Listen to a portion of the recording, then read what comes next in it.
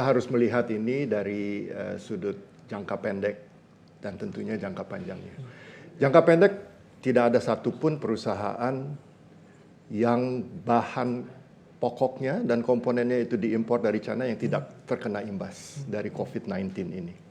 Pasti kita akan mengalami dampak berkurangnya pasok komponen tersebut. Nah, kalau kita melihat setiap industri di anggota-anggota kami mempunyai pasokan inventory, pasokan komponen itu mungkin sekitar 1 bulan sampai maksimum 1,5 bulan. Dan ini kita sudah mengalami penghentian masuknya komponen tersebut sejak 2 minggu sebelum tahun baru Imlek. Karena sebelum tahun baru Imlek itu panjang, ya? Di sana sudah tutup pabriknya dan sudah tidak mengirim komponen kemari. Jadi ini sudah 1 bulan lebih, 1 bulan 1 minggu. Sisa 1 minggu sampai maksimal akhir bulan Maret kalau komponen yang kami datangkan dari Tiongkok itu tidak juga bisa pulih, tentunya akan memberi efek yang sangat-sangat dalam terhadap industri elektronika kami di Indonesia. Baik, masukkan ke dalam list Pak, jenis komponen yang paling banyak mendominasi apa saja? Tentunya active electronic components ya, seperti IC, kalau kita bicara televisi, panel TV, kalau kita bicara AC itu kompresor. Memang sebagian dari kompresor itu sudah dibuat di dalam negeri, tetapi banyak sekali yang masih impor dan dari Tiongkok tentunya. Juga barang-barang lain seperti metal, ya, metal components yang dipakai untuk industri elektronika. Magnet kita masih import. Ya.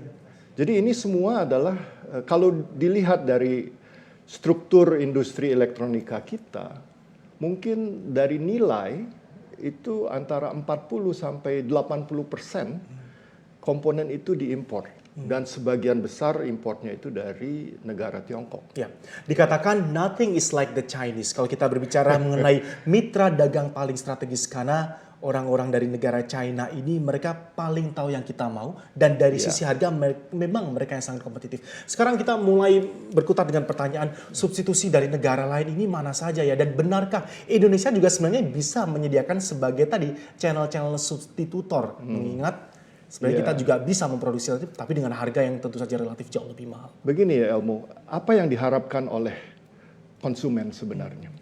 Barang lebih bagus, harga lebih murah. Itu yang kita harapkan kan sebagai konsumen. Dan China mampu memenuhi itu? Dan untuk memenuhi itu, supply chain harus dibuat seefisien mungkin. Harus berada di satu tempat yang mudah untuk ditransportasikan dan diproduksi. Kalau misalnya ini dipecah, misalnya supply chain-nya ada di beberapa negara, tentu akan mahal.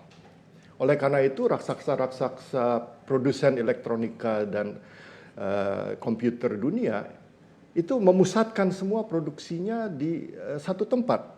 Tempat ini adalah Tiongkok. Benar. Ya. Oleh karena itu, harga bisa ditekan, efisiensi bisa ditingkatkan. Nah, sekarang para pimpinan perusahaan-perusahaan besar itu kaget. Pertama dikagetkan dengan adanya trade war dengan Amerika. Mereka kaget tiba-tiba pasokan mereka yang dari Tiongkok itu harus naik 20-30% karena kena tarif.